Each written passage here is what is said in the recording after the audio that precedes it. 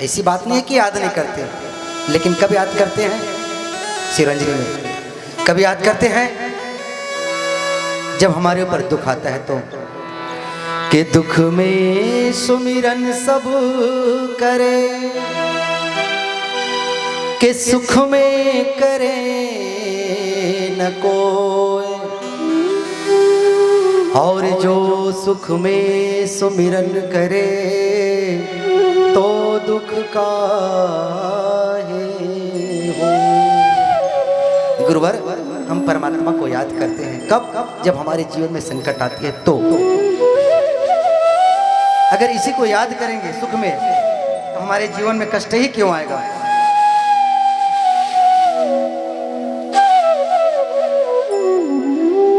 जब हमारे जीवन में सुख आता है तो भगवान को हम भूल जाते हैं। मैं तो कहता हूं, परमात्मा की याद सुख में ज्यादा करो, दुख नहीं आएंगे कभी।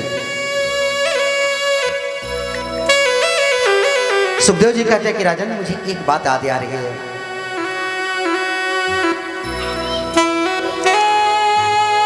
एक पर्वत था,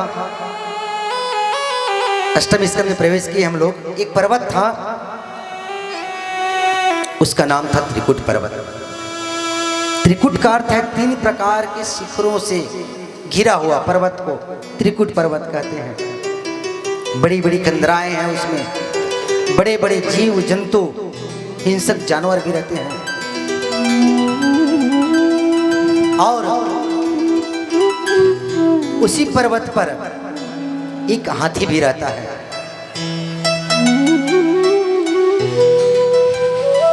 जिसको हम गजेंद्र कहते हैं।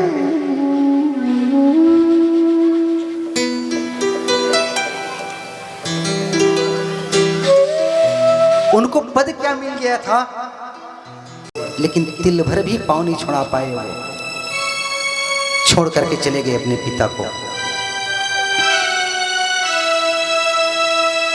आखिर में उस हाथी ने अपनी पत्नियों से कहा, देख रहे हो जिनके लिए मैं पूरा जीवन बर्बाद कर दिया, आज संकट के समय में मुझे छोड़ करके चले गए। अब तुम तो मुझे मेरी रक्षा करो, तुम तो मेरी रक्षा करो। अब पत्नियां बेचारी भी कितने दिन तक क्या करती, हफ्ता दिन तक उन्होंने सोड़ से भी सोड़ मिला करके खींचे। अंत में वो भी छोड़ करके चले गए। तुम भी जा रही हो इस संकट के समय में छोड़ करके। बोले अब हम क्या करें, बाहर नहीं निकल रहे हो तो प्रयास तो हफ्ता दिन तक किए प्रयास निकालने का। तब उस हाथी ने अपने आप को धिक्कारा और कहा कि हे प्रभु, जिसके लिए मैं पूरे जीवन बिता दिया, पूरा जवानी खो दी, जवानी झोंक दी, उनकी खुशी के लिए आज वही पुत्र वही पत्नियां मुझे इस संकट के समय में छोड़ करके चले गए। अब मैं क्या इनके पीछे पड़ूं? मैं अगर मुझे बुलाना ही है तो मैं परमात्मा से सहायता मांगू। और कितना दिव्य स्तुति करते हैं, सुनेंगे। एवं व्यसतो बुद्ध्या समाधाय मनो हृदि जजाप परमं जाप्यं प्राग्जन्मन्युषीक्षितम्। आठवें स्कंद के 3 अध्याय के पहला श्लोक कहते हैं कि प्रभु, आज मैं आपसे वरदान मांग रहा हूँ, आपसे प्रार्थना कर रहा हूँ, स्तुति कर रहा हूँ। मैं अपनी बुद्धि से निश्चय किया है, एवं यस्तो बुद्धिया समाधाय मनोहृदि। मैं अपने मन को हृदय में धारण करके आपसे प्रार्थना करता हूँ। जजाप परपम जाप्यम प्राग जन्म शिक्षितम। मैं पूर्व जन्म की ज्ञान के अनुसार आपकी मैं स्तुति कर रहा हूँ। प्रभु मेरी रक्षा करे, मेरी रक्षा करे, मेरी रक्षा करे। इतने बड़ी स्तुति की, लेकिन नाम किसी का नहीं लिया। आकाश से सब देवी देवता देख रहे हैं, हमारा नाम लेगा तो हम जाके बचाएंगे। माँ दुर्गा सजी संवरी बैठी हुई है, सोच रही है मेरा नाम लेकर के बुलाते तो मैं भी जाती रक्षा करने के लिए। भगवान शंकर बैठे हैं, सब देवता देख रहे हैं, लेकिन उस गजेंद्र ने किसी का नाम नहीं लिया। इतना कहा कि जो नामी होकर भी अनामी है, उस परमात्मा मेरी आकर की रक्षा करे। जो अनामी होकर भी नामी है, वो परमात्मा मेरी आकर की रक्षा करे। भगवान ने देखा कि मेरा एक भक्त मुझे पुकार रहे हैं। तत्काल भगवान ने आया और अपना सुदर्शन चक्र से उस ग्राह का गला काट दिया, हाथी को बाहर निकाला। अभी कथा क्या कहती है, ध्यान से सुनेगा। आज हम भी उस हाथी की तरह, उस गजेंद्र की तरह अपने ही परिवार, अपने ही पुत्र, घर परिवार, पत्नी में भगवान को भूले हुए बैठे हुए हैं। लेकिन इतना याद रखना मेरे भाई बहन, जब मुसीबत के समय होती तो न बेटा साथ देता, न पत्नी साथ देती, न परिवार वाले साथ देता। मुसीबत के समय में वो परमात्मा ही एक सहारा देता है। इसलिए मैं तो कहता हूँ, जीवन में अगर कोई आपदा आए, संकट आए, तकलीफ हो, दुख हो, तो परिवार वाले के पास मत रो, जाके आओ। आजकल सब देख रहे हैं एक दूसरे का परिवार का क्या हाल है। तुम्हारी, अगर तुम अपने परिवार वाले के पास जाके रोगे ना, तो तुम्हारी आंसू के केवल मजाक उड़ाएंगे, वो पूछेंगे नहीं आंसू को, तुम्हारी आंसू के मजाक उड़ाएंगे। इसलिए रोना है तो भगवान के चरणों के पास जाकर के रो, वो तुम्हारी आंसू की कीमत को समझेंगे और वही रक्षा करेंगे।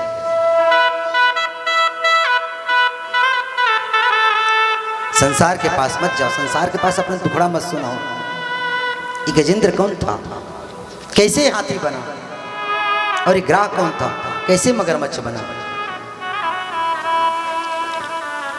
ये पूर्व जन्म में इंद्रदुम्न नाम का राजा था, ये गजेंद्र।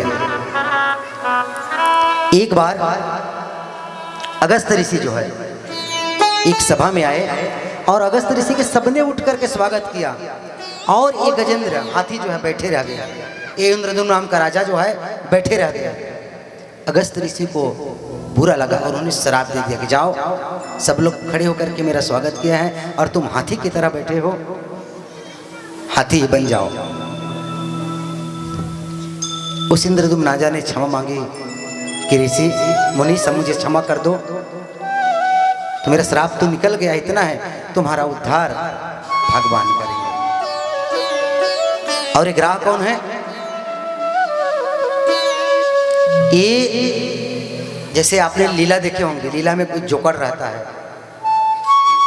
जो ज्यादा हंसाने का काम करता, वैसी ये हाहा हो नाम का गंधर्व था, देवताओं को हंसाने का काम करता था। एक बार देवल ऋषि जो है सरोवर में स्नान कर रहा था, और जैसे स्नान करने के लिए सरोवर में उतरे तो उनके पैर को पकड़ करके मजाक उड़ाने लगे, डूबे डूबे। ये जो हाहाहू नाम का गंधर्व है, उन्होंने श्राप दे दिया, जाओ तुम पानी के अंदर मेरी मजाक उड़ा रहे हो, तुम ग्राह बन जाओ, मगरमच्छ बन जाओ। उन्होंने भी क्षमा मांगी, क्षमा मांगने से कहा मेरा श्राप तो निकल चुका है, लेकिन इतना है तुम्हारा उद्धार भगवान करेंगे। इस कथा से हमें ये शिक्षा मिलती है, परमात्मा के चरणों में हमें विश्वास होना चाहिए, और भूल कर भी एक गलती मत हो, एक बार जो भगवान में चढ़ जाए वो हमारे पैरों के नीचे मत आए, बहुत बड़ा अपराध होता है, बहुत बड़ा दोष लगता है। और यही हाल देवताओं के जीवन में घटा।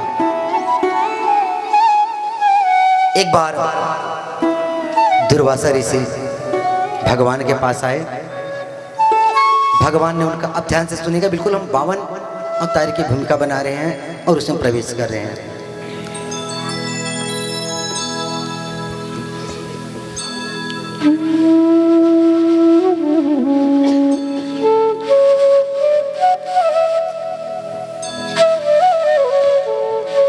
एक बार दुर्वासा ऋषि भगवान के पास गए और भगवान ने उनका दिव्य स्वागत किया, माला प्रसादी पहनाई और उस माला को पहन करके दुर्वासा ऋषि इंद्र के पास चले गए। उस माला को दुर्वासा जी ने इंद्र को पहना दी और इंद्र ने क्या किया, उस माला को अपने हाथी को पहना दिया और हाथी ने क्या किया, उस माला को अपने सूंड से निकाल करके पैर के नीचे दबा दिया। इनका बहुत बुरा परिणाम हुआ।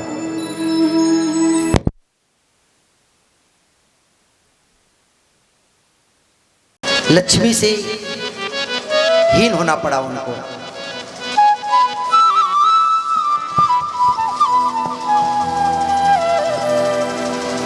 राजा बलि ने अपने कब्जे में ले लिया जितने भी देवता थे, सब लोग भगवान के पास निवेदन करने के लिए गए और भगवान ने उनको आश्वासन दिया कि तुम चिंता मत करो, मैं जरूर कुछ उपाय बताता हूं। मैं भगवान ने कहा तुम समुद्र मंथन करो। भगवान के कहने पर देवता और दैत्य दोनों मिलकर के समुद्र मंथन किए। ये कथा कल मैं आप सबको विस्तार से सुनाऊंगा, अभी संक्षिप्त में ले जा रहा हूं। समुद्र मंथन किए। समुद्र मंथन सबसे पहले विष निकला। भगवान शंकर ने लिया उसको। तत्पश्चात पुनः जब समुद्र मंथन हुआ तो एक कामधेनु नाम की गाय निकली। उसको ऋषियों को सब दिया, क्योंकि दूध, घी, गौमूत्र जो ऋषि मुनि के हवन इत्यादि के लिए काम आते हैं, इसलिए ऋषि मुनि को सौंप दी कामधेनु नाम के गाय को। पुनः मंथन जब हुआ तो चंद्रमा निकले। भगवान शंकर के मस्तक पर उसको स्थापित कर दिया। तत्पश्चात जब मंथन हुआ तो उच्चश्रवा नाम का घोड़ा निकला। उस घोड़े को बलि ने ले लिया। तत्पश्चात पुनः जब मंथन हुआ समुद्र मंथन से तो इरावत हाथी निकला। उसको इंद्र ने रख लिया। तत्पश्चात जब मंथन हुआ तो कौस्तुभ मणि निकली जो भगवान नारायण के कंठ में स्थापित हुई। उसके पश्चात जब मंथन हुआ तो आकाश में चमकती हुई बिजली की तरह साक्षात भगवती लक्ष्मी का प्रादुर्भाव हुआ। हाथ में वरमाला लिए उन्होंने वरमाला भगवान नारायण के गले में रख दिए। तत्पश्चात पुनः जब मंथन हुआ तो वारुणी नाम का शराब निकला। उनको राक्षसों ने ले लिया। शराब को राक्षसों ने ले लिया। किसने लिया शराब को? जोर से बोलो ना। शराब को कौन पीते हैं? सुनाई नहीं दे रहा है। आप लोग मत बोलो, आप लोग शांत रहिएगा। इधर वाले भैया लोग बोलेंगे। शराब को कौन पीते हैं? जोर से थोड़ा से। शराब किसके अधिकार का है? राक्षसों के अधिकार का। उसके बाद जब पुनः मंथन हुआ तो साक्षात धन्वंतरी अमृत का कलश लेकर के प्रकट हुई और जैसे ही कलश को देखे तो दैत्यों ने मार झपट्टा लेकर के भाग उड़े। अब तो जो भी थे वहां पर ले गए और थोड़ी दूर जा करके बंटवारे के नाम से लड़ाई होने लगी। अपने अपने में लड़ने लगे। अब इधर देवता जब मारे सब फिरने लगे।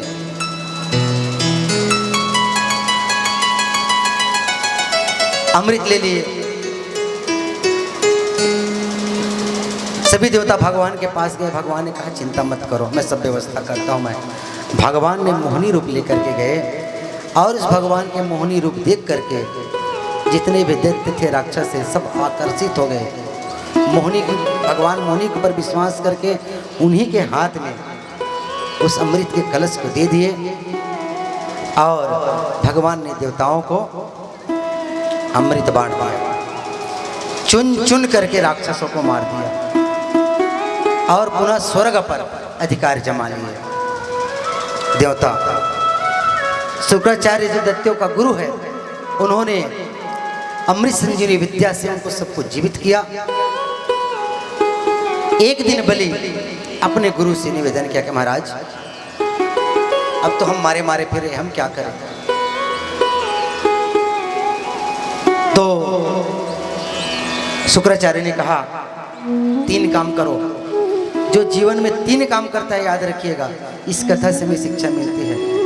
जो जीवन में 3 काम करते हैं उनका गया हुआ धन भी वापस आ जाता है।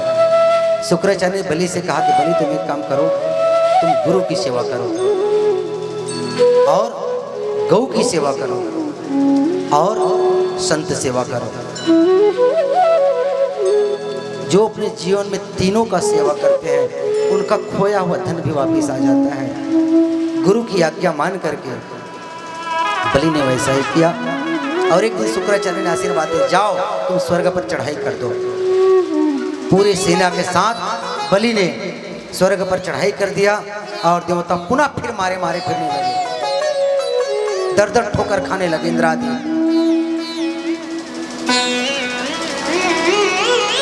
अब अदिति जो है देवताओं की माँ है। भाई पुत्र के जीवन में जब संकट आएगा तो सबसे ज्यादा तकलीफ किसको होता है? माँ को ही तो होता है ना। मैंने कहता पिता को नहीं होता, सबसे ज्यादा लेकिन तकलीफ माँ को होती है। इसलिए तो मैं बार बार कहता हूँ, माँ तो माँ होती है, माँ बच्चों की जान होती है। प्रयास ही करना, कभी जीवन में कभी माँ बाप का दिल मत दुखाना, कभी भी। आपको दुनिया में सब चीज मिल जाएगा मेरे भाई बहन, लेकिन माँ और बाप कभी नहीं पाओगे। आप कभी अपने घर में अनुभव करके देखना, जिसकी माँ है वो भी और नहीं है वो भी, जिस समय आप घर में प्रविष्ट होते हैं, प्रवेश होते हैं, घर में सब कोई रहेगा, अगर माँ बाप नहीं रहेगा तो ऐसा लगता है, ऐसा महसूस होता है कि इस घर में कोई नहीं है, शमशान जैसा लगता है। किस्मत वालों को ही माँ का प्यार मिलता है। और एक बात बताऊं मैं, जिसके पास जो चीज होता है ना वो उसका इज्जत करना नहीं जानते। आप पूछोगे आप कैसे? आज हमारे पास 2 हाथ है, वाकई में हम हाथ का महत्व तो नहीं कर पा रहे हैं। नहीं तो हाथ का महत्व क्या होता है ये उनसे पूछो जिसके दोनों हाथ नहीं हैं, दोनों लूले हैं। वो सोचते हैं अगर मेरे भी हाथ रहता तो मैं भी जाके परमात्मा के चरणों में फूल अर्पित करता, उनको प्रणाम करता, किसी संतों का सेवा करता। जो लंगड़ा है उनसे पूछो कि पैर का वाकई महत्व क्या होता है। पैर का असली महत्व वही बता पाएगा कि जिनका दोनों पैर नहीं है। उनसे पूछो जाके कि पैर का क्या महत्व है। शायद वो भी रोता है और रोता होगा, हे भगवान अगर मेरा भी पैर रहता तो आपके दरबार तक, आपके मंदिर तक, आपकी चौखट तक मैं भी चल के आपके दर्शन करता। माँ का महत्व उनसे पूछो जिनकी माँ नहीं है। माँ का महत्व वही बता पाएगा। आज हमारी माँ है, हमारे पिता है, तो हम माँ बाप की इज्जत नहीं कर रहे हैं। मेरे भाई बहन कर लो इज्जत। दुनिया में सब कुछ पा जाओ कि माँ बाप ये दोनों मिलने वाला नहीं है। आज हमारा बाप है, हम पिता का इज्जत नहीं कर पा रहे हैं, मजाक उड़ा रहे हैं, हमको हंसी आ रही है, लेकिन पिता का क्या इज्जत होता है उनसे पूछो जिसके पिताजी में माँ नहीं है। कभी वही बता पाएंगे जिसके पिता नहीं है।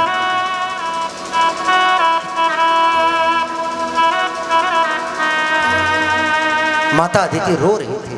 एक बात और निवेदन करूं, जिसको रोज जो कुछ करने की आदत है अगर एक दिन भी छूट जाए ना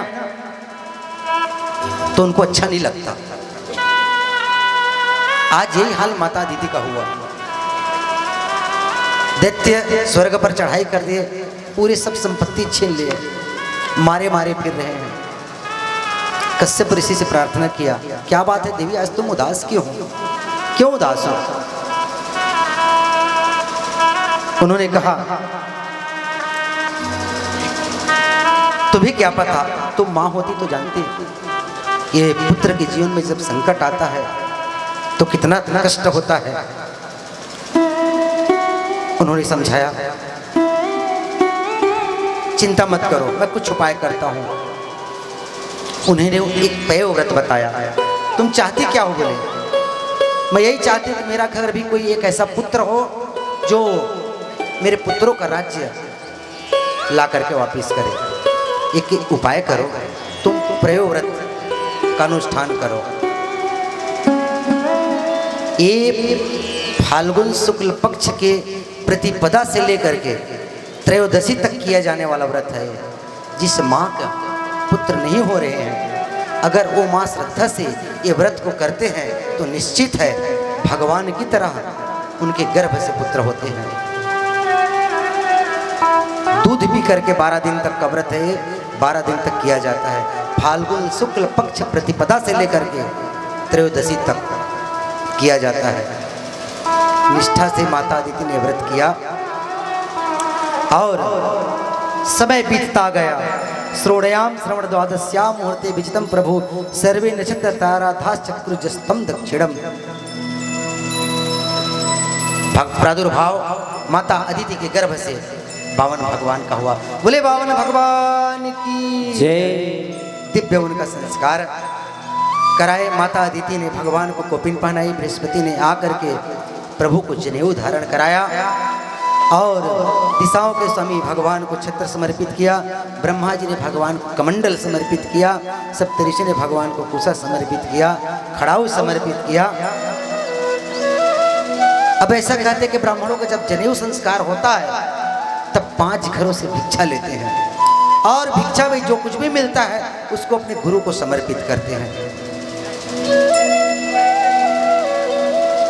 भगवान ने भी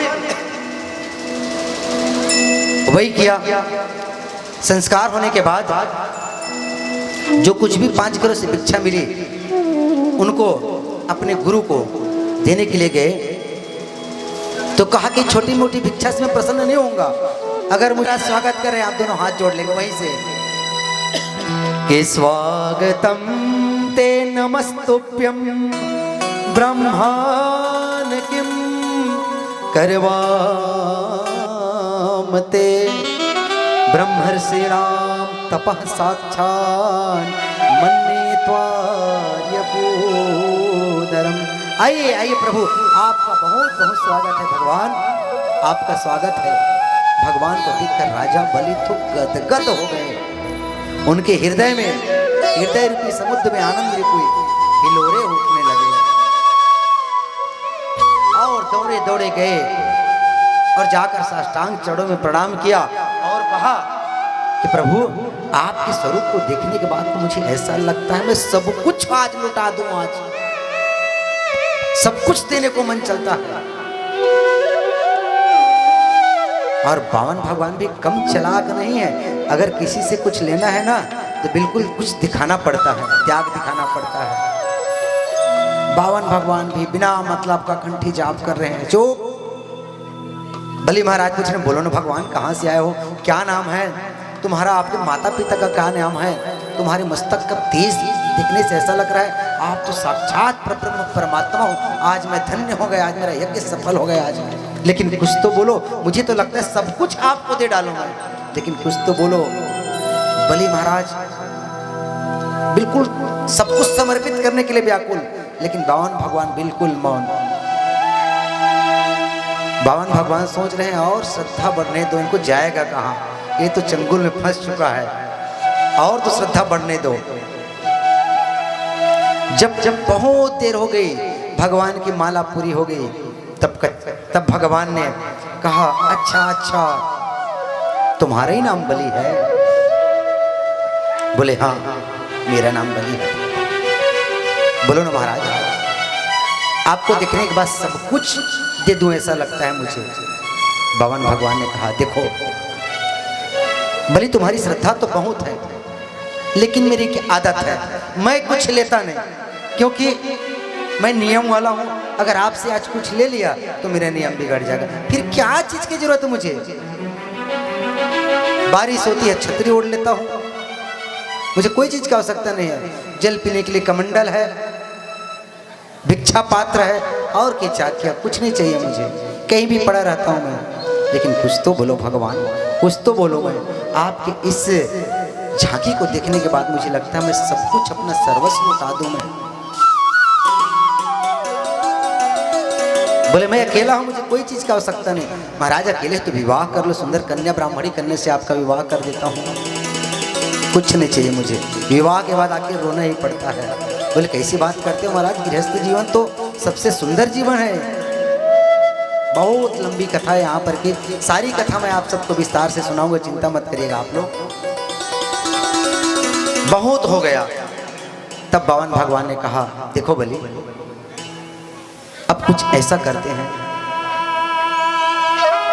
अगर मैं तुमसे लेता हूं तो निश्चित है मेरा नियम बिगड़ेगा, और नहीं लेता हूं तो तुमको कष्ट होगा। इसलिए एक काम करता हूं, मेरा नियम भी मत बिगड़े और तुमको कष्ट भी मत हो। इसलिए मुझे एक काम करो, तुम केवल 3 पग जमीन दे दो मुझे। कितना? 3 पग, वो भी मेरे पैरे से, वो भी 2.25 भी नहीं और 3.25 भी नहीं। बलि महाराज हंसने लगे, हे भगवान, मेरे जैसे त्रिलोकी के पास आकर के 3 पैर बिल्कुल थोथा के थोथा हो, जरा भी बुद्धि नहीं है भगवान आपका। क्या करोगे 3 पैर भूमि को लेकर के?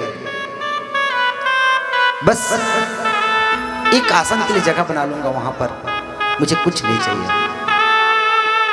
देना है तो दो, नहीं बोलो तो मैं यहां से चलता हूं।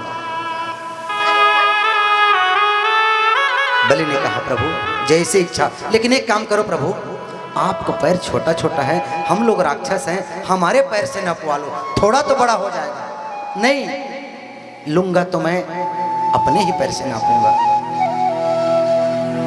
बलि ने कहा जाओ भगवान नाप लो जहां आपकी इच्छा। ऐसे नहीं, दान ऐसे नहीं ले जाता। बिना संकल्प का कोई मतलब नहीं होता दान का।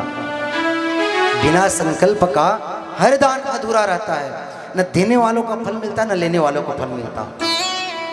वो लेने वाले को क्षणिक सुख तो मिल जाएगा, लेकिन उस दान से शांति नहीं मिलेगी उसको। सुख और शांति में अंतर होता है। बिना संकल्प का दान नहीं होता। और जैसे ही संकल्प के लिए राजा बलि ने हाथ में जल लिए, शुक्राचार्य जी महाराज देख रहे थे कि सला से बैठे बैठे बहुत देर से संकल्प के बारे में बात हो रही थी ना। शुक्राचार्य को लगा ये क्या बात है, इतना देर हो गए संकल्प के लिए, ये कोई ठग जग तो नहीं जो मेरे शिष्य को लूटने आए, जा करके देखो। बिल्कुल उनके मन में शंका हो गया। राजा बलि को जाकर के इशारा किया शुक्राचार्य ने, सुनते हो, नहीं कि 52 है, नहीं कि 53 है, नहीं कि 54 है, ये तो साक्षात परब्रह्म परमात्मा है। इनको कुछ देने के संकल्प नहीं कर मत करना तुम, नहीं तो पूरा बर्बाद कर देगा तुम्हें, सब कुछ लूट लेगा तुम्हें। 3 पग के नाम से संकल्प मत करना।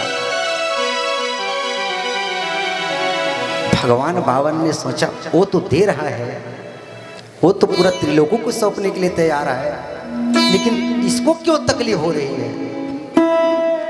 समाज में ऐसे लोग आज बहुत देखने को मिलता है। अगर कोई दान भी करता है ना, कोई दान भी करता है तो दूसरों को मना करता है। भगवान ने क्या किया पता है? एक कुस्सा निकाली और शुक्राचार्य ने मेरा चेला मत लूटे करके सूक्ष्म रूप ले करके उस कमंडल के टोटी में बैठ गया, ताकि संकल्प भी पूरा मत हो और मेरा चेला भी मत लूटे। भगवान समझ गया कि ये दान में बाधक पड़ रहा है, इसलिए भगवान ने क्या किया, कुसा निकाली और उस कमंडलू की टोटी से उस कुसा को जैसे ही घुसाए और शुक्राचार्य महाराज की एक आंख फूट गई। इस कथा से क्या संकेत मिलता है? अगर किसी को दान के बारे में आप बाधित करोगे तो दोनों आंख को तो नहीं कर सकता, लेकिन एक आंख निश्चित है, एक आंख तो निश्चित है फूटेगी। इसलिए कोई अगर कोई दान करता है ना, उसको मना नहीं करना चाहिए, चाहे कोई भी हो। भाई उनकी इच्छा है दान करने की। अब राजा बलि सोच रहे हैं मुझे भगवान का स्वरूप देखने के बाद सब कुछ लुटाने का मन हो रहा है। अब शुक्राचार्य कहां से बाधा का आकर बैठ गए। ऐसने चित्र रेखा था पर अम्मा तीरों बैठे रहते, पहुंचका रहते, कुछ मत चढ़ावे हो। मैं कई दिन देख रहा हूँ बेचारे अम्मा कई बिजली से निकालते पैसा उसे चढ़ाए बना अभी चढ़ोतरी चढ़ाने कई मैं सामने मोर नजर सबके तरफ रही थी और सुशीला तक वो दिन बैठ गया है आके भैया तुम जाना तुम्हारे जाना है काम मैंने जाना आज भी नहीं देख रहे हो मैं यहाँ अम्मा जिसे ऐसे निकाला रही से ना और उसे लगा था मुझे सरिया नवा नोटा दे वाले थे वो चुप चित्ररेखा वो चुप करा दी आखिरी में चढ़ा सुशीला बैठ गई से हाँ बड़े दीदी तो आ जाए बड़े दीदी हम नहीं करें बेचारी मना हुआ पता नहीं सुशीला चित्ररेखा कहाँ सोचती कहाँ चढ़ा दी हम नहीं जाना भैया जवाबदारी तुम्हारे थे कथा सुन लिया तुम जाना तो निवेदन करने का तात्पर्य यही था मेरा कभी कोई किसी के दान में अगर उनकी श्रद्धा है उनकी भक्ति है उनकी भावनाओं को कभी ठुकराओ मत संकल्प हुआ बोले प्रभु जहां से नापना है आपको 3 पग जमीन नाचना बलि ने कहा भगवान ने कहा दान भी देना नहीं आता तुमको पहले प्रणाम करो और जैसे राजा बलि ने प्रणाम करना चाहा एक पैर राजा बलि ने अब उनके सिर पर रखा राजा बलि के और दूसरे पैर आकाश में रख दिया ब्रह्मलोक चले गए दूसरा पैर जहाँ पर ब्रह्मा जी ने अपने कमंडलों से भगवान का पैर धोए और वही श्री गंगा मैया हुई बोले गंगा मैया की जय। अब भगवान की तरफ देखा राजा बलि ने तो वो तो दिख ही नहीं रहा है सिर एक पैर पताल में एक पैर ऊपर अब बोले कि बलि अब बताओ मैं तीसरा पैर कहाँ रखूं मैं तीसरा पैर मैं कहाँ रखूं मैं राजा बलि के नेत्र सजल हो गए और कहने लगे प्रभु एक बात बताओ धन बड़ा होता है कि धन वाला बड़ा होता है भगवान ने कहा धन वाला बड़ा होता है तो बलि ने कहा कि प्रभु तीसरा पैर मेरे सिर के ऊपर रख दो मैं धन्य हो जाऊंगा प्रभु तीसरा पैर मेरे सिर के ऊपर रख दो भगवान की आंखों से अश्रुपात होने लगे वारे बलि मैं तुम्हें छलने आया था और आज तक तुमने मुझे छल लिया रे तुमने छल लिया मुझे मैं तुम्हें क्या छलूंगा भगवान के प्रति इतना प्रेम इतना निष्ठा इतना विश्वास पूरे बलि के परिवार वाले आए भगवान का चरण स्पर्श किया और भगवान से सब लोग क्षमा याचना की वहां पर प्रहलाद जी भी आए और भगवान ने कहा बलि आज मैं तुमसे खुश हूँ जो मांगना है आज मुझसे मांग लो आप बलि ने कहा प्रभु मुझे कुछ नहीं चाहिए कुछ तो मांग लो अपने तरफ से सुता लोक का राज में दिया तुमको और तुम्हारे मन में है तो कुछ दे दो क्या गजब की वरदान मांगे हैं बलि सुनिएगा बलि ने कहा अगर देना ही चाहते हैं प्रभु तो एक वरदान दे दो मैं जैसे घर से बाहर निकलूं आपका दर्शन करूं और जब घर में अंदर आऊं तो आपका दर्शन करो भगवान ने कहा मतलब आपका चपरासी बन जाऊं मैं चौकीदार हो जाऊं लेकिन वाह बलि की निष्ठा प्रेम ये होता है मेरे भाई बहन जो भगवान को भी चौकीदार बना दे वही तो बलि है प्रेम ऐसा करो आप जो भगवान को भी पवना बना दे वही तो बलि है ये केवल और केवल होगा प्रेम से जो भगवान को भी बांध दे बांधने में किसी की ताकत नहीं है केवल प्रेम ही एक ऐसा चीज है जिससे आप भगवान को बांध सकते हैं माँ यशोदा के पास क्या थी गोपियों के पास क्या थी केवल प्रेम थे उनके पास वहां बलि के दरवाजे पर भगवान बंदे पड़े नारद जी के द्वारा लक्ष्मी मैया को पता चला लक्ष्मी मैया इंतजार कर सुबह से निकले अभी तक आए नहीं कहाँ है नारद जी ने कहा जा करके ये मैया तुम्हारा पत्ता साफ बोले कैसे वो तो गए नौकरी लग गई भगवान की कहाँ बलि के यहाँ क्या चीज की नौकरी चौकीदारी की वो तो नौकरी कर रहे हैं वहां